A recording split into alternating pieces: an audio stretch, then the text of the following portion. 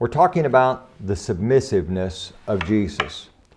And we're looking at the idea that we need to be like Jesus in all respects, including the idea that we must submit to the will of the Father.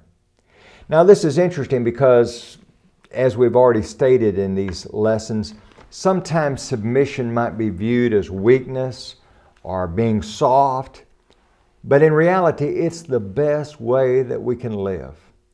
It's interesting that when we come to Romans chapter 15, verse number 3, Jesus is mentioned, and we think about dealing with other people, and that's the greatest challenge in life is those relationships that we have. And listen to what Paul says beginning at verse 1. We then who are strong ought to bear with the scruples of the weak and not to please ourselves.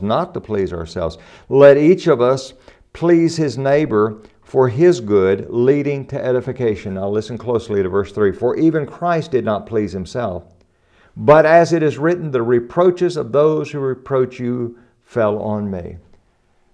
We're not to just set out to please ourselves, but what's most beneficial for others. Wouldn't it be wonderful if every member of the home had that attitude? I'm going to try to do that which is most beneficial for everyone in this home. In the church, if everyone had that attitude, I'm going to do what I can to help build up the church. If everyone in the workplace did that, wouldn't it be just a wonderful, wonderful environment to be in? Now, I know that this was the characteristic of Jesus. If you look over in John chapter 8 and verse number 29, there, listen to what Jesus says. And he who sent me is with me. The Father has not left me alone, for I always do those things that please him. That was the aim of his life, is to do the will of the Father and to please him. Wow, wouldn't that be wonderful if that was the aim of your life and the aim of my life? And not argue over details, but just simply find out, now what is it you want me to do, Father? That's what I want to do. In John chapter 4, in verse number 34, there Jesus explains it this way.